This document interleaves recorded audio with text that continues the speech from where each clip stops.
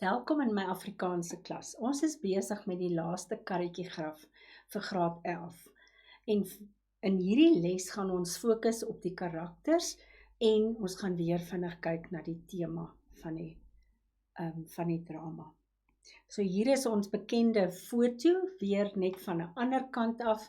Julle kan sien, daar is die donkies, die hond, die mense en al hulle ou goedjies wat hulle het, is op die karretjie. Goed, kom ons kyk na die karakters. 'n baie belangrike karakter is ouma Mita. Sy was gebore as Johanna Ackerman en toe is sy getroud met Frans Geduld. Nou Frans was 'n baie hardwerkende man, goed gesorg vir sy vrou en kind. En sy het net een seun gehad, Koot. Sy was baie oud. Toe sy dood is, was sy 86 jaar oud. As ek reg onthou, is sy in 1910 gebore. She was born in 1910. She had rheumatism and she had lots of pain. Pincus beskryf haar as 'n kort kieriekie lyf. Wat 'n mooi woord. Kort kieriekie lyf. So she was short and she was like a kierie, bent like a kierie. In die openingstoneel word sy begrawe nadat sy gesterf het. Sy sê vir Pincus op 'n stadium, sy is nou in haar terugloop dae. She's now in her walking back years. Ouma is gedaan, klaar met die wêreld. In her own words, she was used up and she was done with the world. But she was a very, 'n baie besonderse mens. She used her little bit of pension that she had to look after the children. Why? Because their father, Koot, her son, was in jail. And I have explained in the previous lesson the whole story about the dik pap and the dun pap. She looked after them as best she could. And she was a matriarchale karakter. She was the matriarch of this little family unit. Okay, let's get to Koot. He's her son.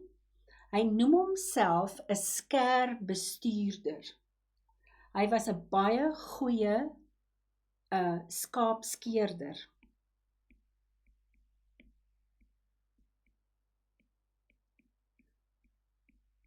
Nowadays, they are using all kinds of modern things to shave the sheep with, but in those days, this is what it looked like. All right.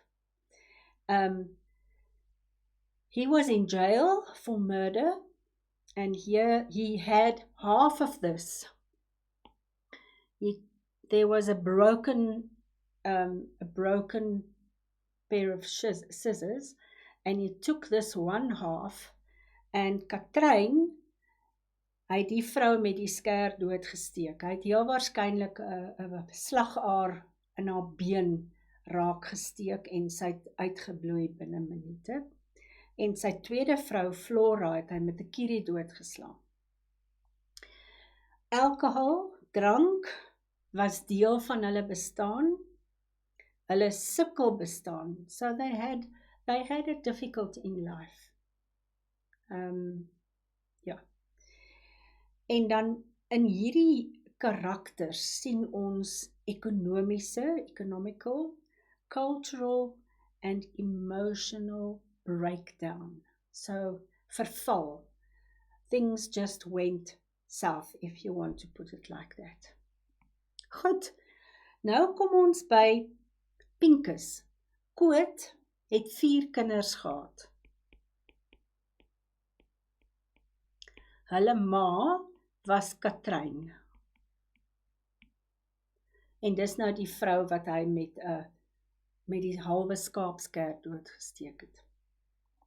Pinkies is die oudste boetie, en aan die begin van die verhaal, van die drama, tree hy op as die verteller. So he tells us, he gives us information about the children and the father and Oma Mita. He makes fire with the kariki. He sells the donkeys, because in his mind he feels that die karretjie daar is verby. This life is over. There are new opportunities.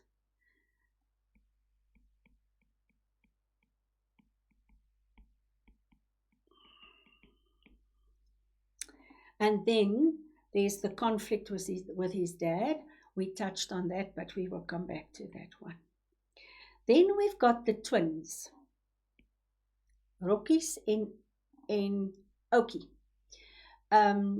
Sy wou altyd 'n rokkie dra, regte klein dametjie. Sy's die trooster in die familie. She's the one that tries to comfort everybody, especially after Oma Mita's death. And we see in the scene with Tuk Tuk that she's really acting quite motherly towards him and helping him to not feel so bad about Oma Mita that died. They sing this Hallelujah lied. So it shows something of, there was a time where they went to church and sang these songs, or maybe Oma Mita just taught it to them.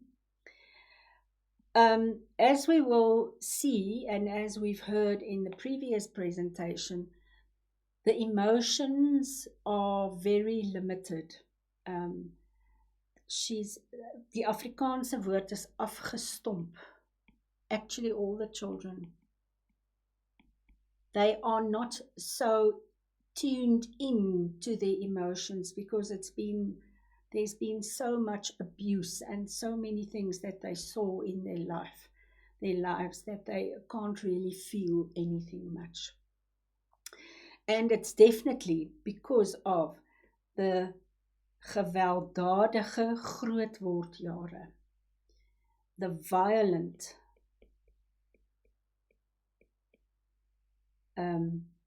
years growing up in the house with a father that's alcoholic. Goed, kom ons kyk na die karakter van Tuk Tuk. Hy's die jongste, the youngest. He's a bit retarded. He fell from a donkey as a young child, and the donkey, his foot was caught in one of the riemen, and he was pulled after the donkey for a long time, and that's where he got his head injury from. But he had a deep connection with Oma Mita, and especially around her stories. If you read the drama, and you have to read the drama, and you need to read the drama. In the beginning, he's talking about her stories that he would like to just hear once more. En dan kom ons by Sarah, die antropoloog. She studies humans, and that makes sense if we see that she chose these people to study and to see what they are, how they are living their lives. Sy's 'n objektiewe verteller, because in the beginning she's a bit of a buitestander. She stands out of the situation.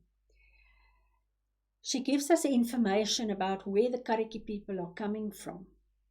Later on, she's also a character in the story. Can you remember? Most of the scenes, she's standing against Koot. The two of them are on the stage. She's trying to give Koot insight in the effect of violence on his children.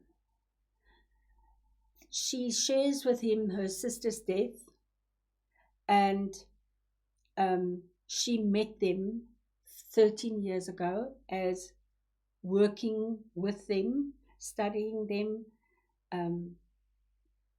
so that she could write her thesis about them. And in the end, she was successful in comparison with Koot, but it's so ironic that both of them are still trapped in a way in their own problems, in their own sadness. Goed, kom ons kyk gou na die tema. Dit gaan oor versoening,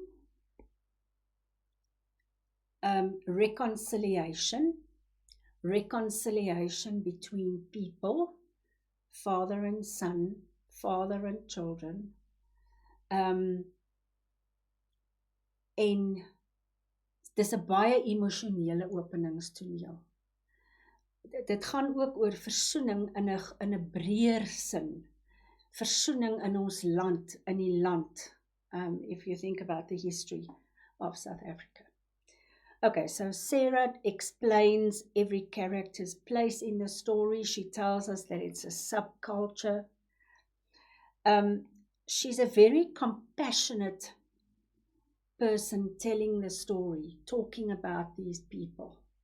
And she plays a role as she wants to train them, she wants to improve them, she wants to bring them together as a family unit. She also talks to Koot about his children at the end of the drama, and that he needs to be more aware of what they are going through. Goed, tot ons mekaar weer in die oë kyk. Onthou, julle kan oor en oor na hierdie lesse kyk, luister as jy nie seker is nie. Jy kan stop en weer op jou eie tyd aangaan. Ek hoop dit het vir julle gehelp.